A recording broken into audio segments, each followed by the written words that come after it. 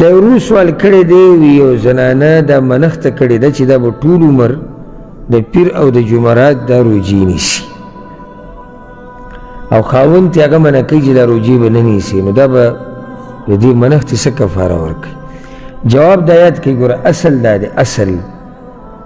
چې د رمضان د روجو نه علاوه چې ښځه روجې نیسي نو تپوس به چا نه کوي د خاوند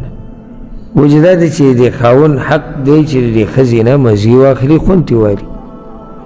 چې کله دا ښځه بې اجازته روجې نیسي نو د خاوند حق پوره نشي ادا کېدی الا دا چې خاوند کور کې نه وي بې اجازت اخیستو ته ضرورت نشته لا تصوم المرأة وبعلها شاهد إلا بإذنه صحیح بخاری سے مسلم کی حدیث زنانه به روجه نه نیسي چې خاوند یې په کور کې مګر د هغه په اجازت سره او بل روایت کې ورسره ښه واضح راځي امام ابو داود راوړی دی فی غیر رمضان رمضان نه علاوه دا نه چې اوس د رمضان حاکم د خاوند اجازت ته ضرورت وي هغې کې ولې ضرورت نشته فرض دی رکن دی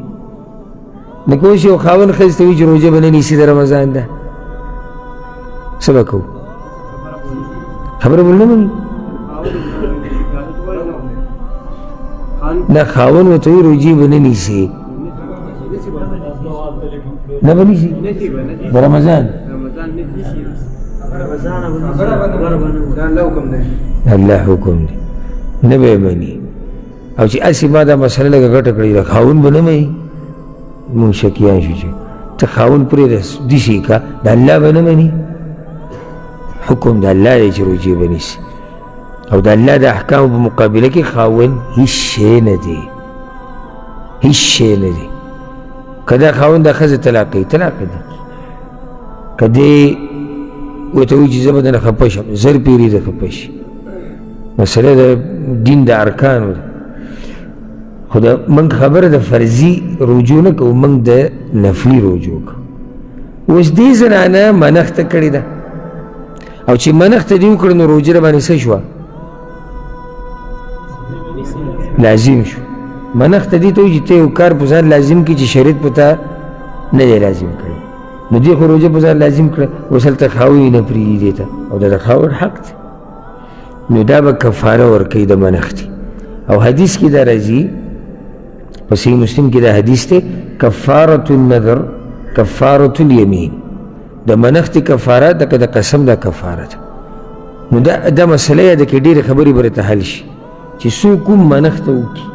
نو په دې پوره کول لازم دي او که پوره یې نه کړو نو د قسم کفاره به ورکوي قسم کفاره ته اوس معلومه ده که اکه کفاره به ورکوي اخرنی سوال دا یوې خور کړی دی چې یو څو ورځې مخکې زما خاوند مړ شوی دی او زه د خاوند چې کوم خپلوان دي د هغوی سره کور کې اوسېږم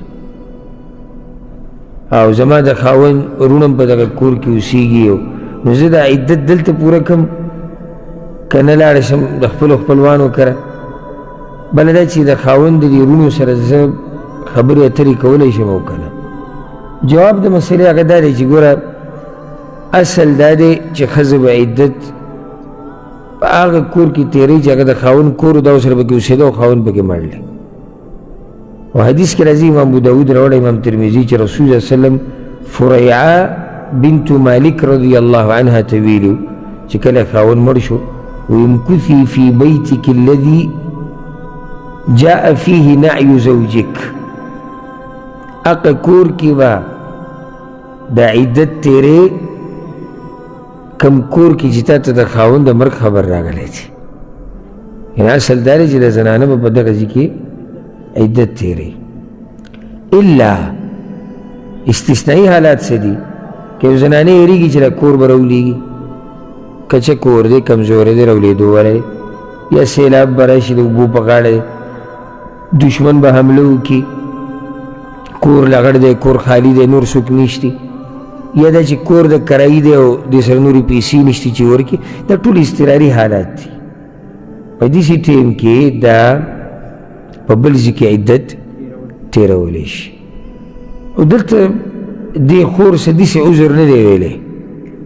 چې موږ ورته وایو چې او ته د خپل کور ته ځه داسې عذر یې نه دی ویلی نو چې کور کې امن او امان دی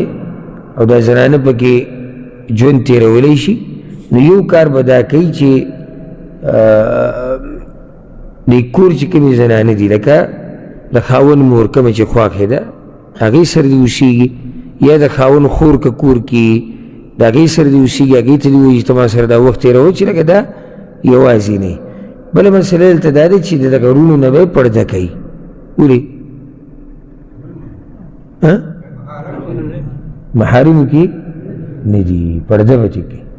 بله مسله ورسره دا ده چې د هغوی سره خبرې کولی شي د ضرورت مطابق څه ضرورت راغی څه مسله راله نو د هغوی ته خپله خبره کولی شي د ضرورت مطابق بغیر د پردې ماتولو نه او بغیر د نرمو پستو خبرو نه د ضرورت خبره ده هېڅ خبره نه د ویې کوه ته د پردې نه اخوا دیوال نه اخوا دروازې نه اخوا خبره کېدی شي او کور ته د وتو نه ضرورت نشته ځکه چې داسې شی نه دي ویلي چې کور کې امن نشته یا زه یېرېږم یا مې وباسي په زور نه چې دغه څه پکې نشته نو عدت همدغه کور کې تېرول غواړي سره دي چې د پردې به خیال ساتي په دې به اکتفا وکړو انشاءالله کم سوالونه چې پاتې شو د هغې جواب به پر روان نشست کې ورکوو